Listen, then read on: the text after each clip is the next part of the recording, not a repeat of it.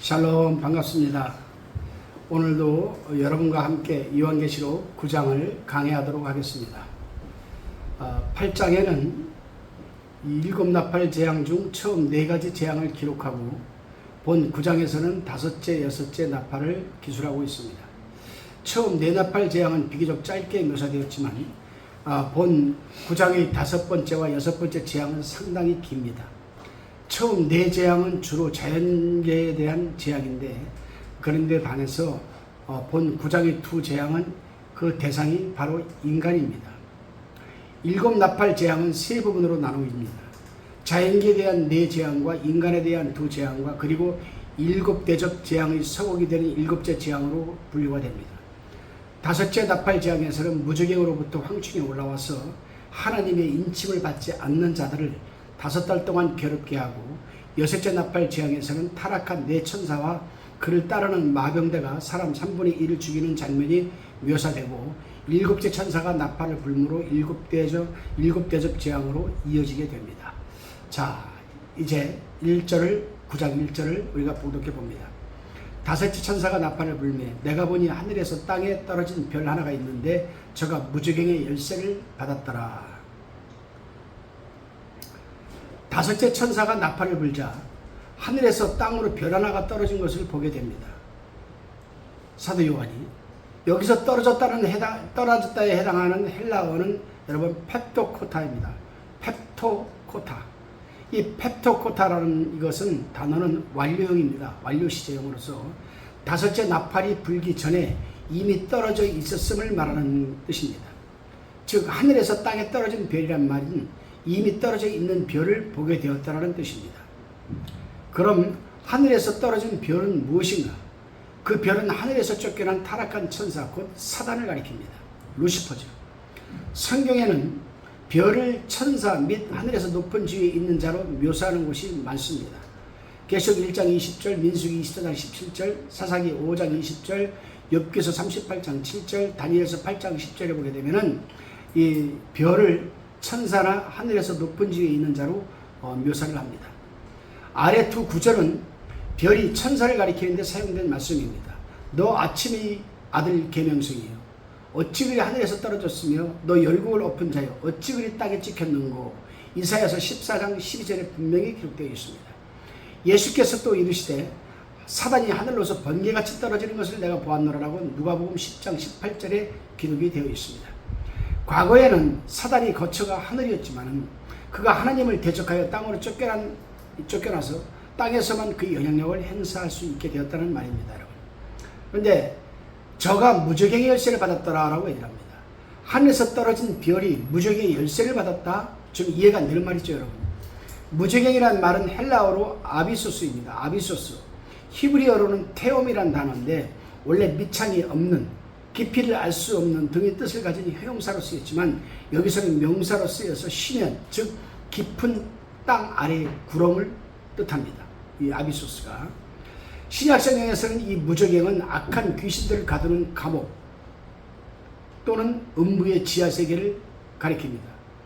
감옥으로 쓰는 부분은 누가복음 8장 31절, 베드로후서 2장 4절, 유다서 6절에 감옥으로 나타나 있고, 이 무저갱이 또 로마서 10장 7절에는 음부의 지하세계를 가리킨다라고 기록되어 있습니다.